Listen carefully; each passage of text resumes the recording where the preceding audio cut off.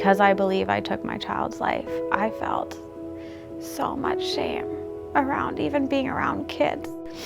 And I didn't know how to walk through that. So I didn't know how to look people in the eye. I didn't know how to be around kids, or especially other moms. I didn't feel worthy of even having a relationship with my parents, and they were so kind and so forgiving and so graceful towards me, but I couldn't accept that kind of unconditional love because I didn't feel worthy of it.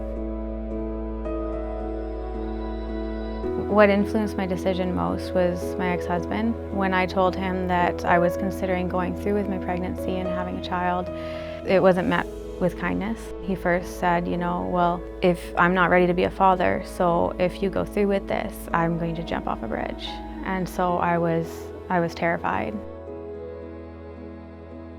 Before I called the clinic, I talked to him again about it. And he said that, if you don't go through with this, I'll make an appointment for you and it'll be with the stairs. And at that point, I felt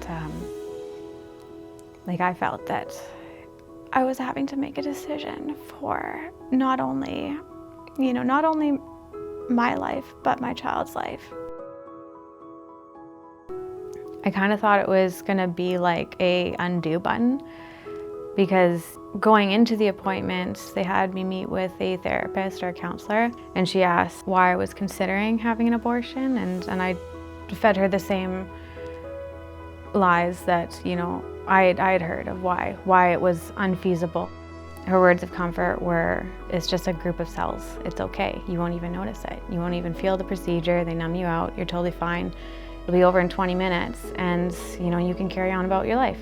And when I didn't feel relieved, really, I just went numb and just kind of shut it all out and stuffed it down. I was like, okay, this is something we're never going to talk about again. And I'll pretend it never happened and life can go on as normal. There were so many after effects, emotionally and mentally, spiritually too, because I was raised in a Christian home, and I was taught that, God looks down on divorce, God looks down on abortion, all the other sins out there of the world, and so I felt tremendous guilt and shame after my abortion. Up until coming in through Hope for Women, that hadn't gone away. I carried that for years. It affected every relationship. And even when I stuffed it down so much that I didn't acknowledge the pain and I just kind of pretended that it wasn't there, it still ran every decision I made in my life. I think if I was going to talk to someone about it, I'd want them to know that there's no shame on either side. I know for me, I think it's really important that they would know that it's a gift. Pregnancy's a gift, babies are a gift, and it's a life and it matters, right? Because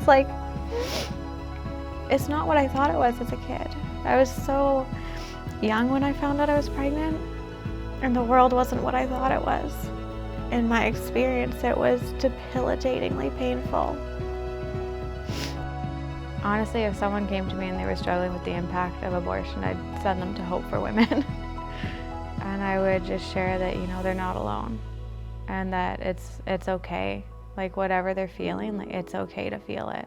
And so I would just really want them to know that they're worthy of love and unconditional love and forgiveness, and that, the world is a better place with them in it.